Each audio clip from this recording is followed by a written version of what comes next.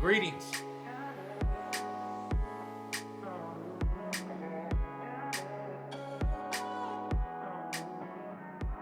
Greetings and welcome back to our study on different Christian topics. This is day 2 of Are We to Judge? If you didn't get the chance, go back and watch the first one, which sets the stage for what we are diving into today. We looked at how many believe we should just not judge at all as Christians. And we put some pressure on that idea by looking at Jesus' words over in John 7:24. It allowed us to see that maybe we are able to judge, judging with righteous judgment, but what does that even mean? We also were able to see that there is definitely a wrong way to judge.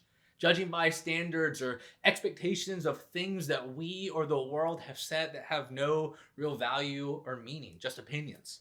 These are the things that we tend to find ourselves falling into when we judge. We each have an opinion, and honestly, we enjoy letting others know when they are in the wrong or if they don't match up to the standard that we have set. All that being said, you still have Matthew 7:1-2 saying, "Judge not, that you be judged. For with the judgment you pronounce, you will be judged. And with the measure you use, it will be measured to you."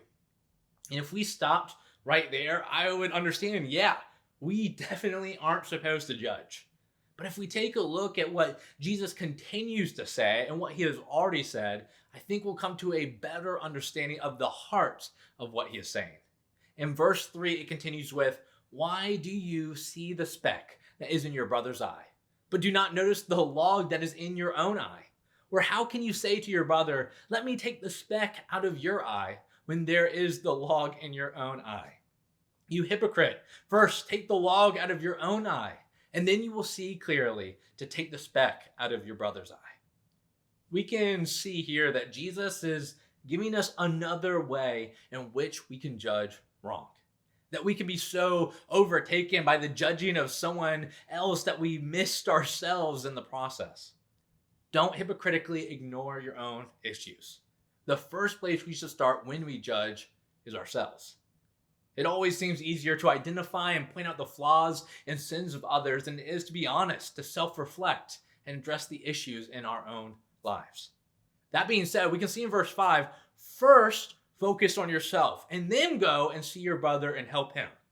Jesus isn't telling us not to judge. He wants us to not be hypocritical when we do it. When you look back at Matthew 6 and other parts of Jesus' Sermon on the Mount, you see Jesus pushing back against these legalistic and hypocritical Pharisees who were often judging others and setting standards of expectations that had absolutely nothing to do with the heart of the law and the gospel. Even for this topic of judging, Jesus is warning us to not be like the hypocritical religious leaders of his day.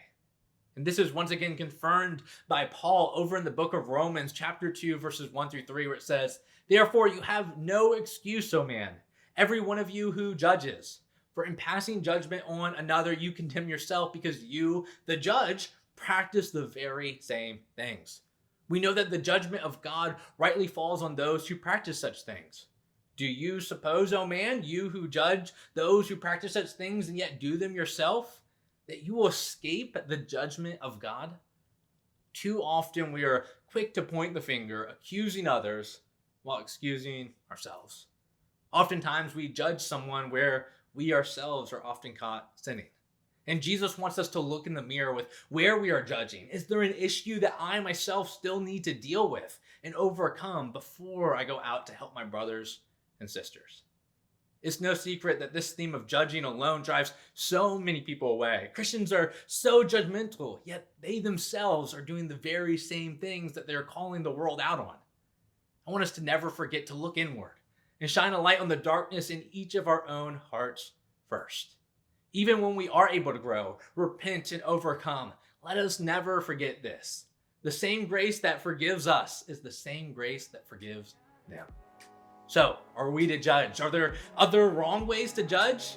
Tyler, have you even gotten to the right way yet? How are we supposed to do this? We'll find out more in the next video of the series as we continue to dive deeper. And don't forget, like, subscribe, comment, all the normal YouTube things that people do.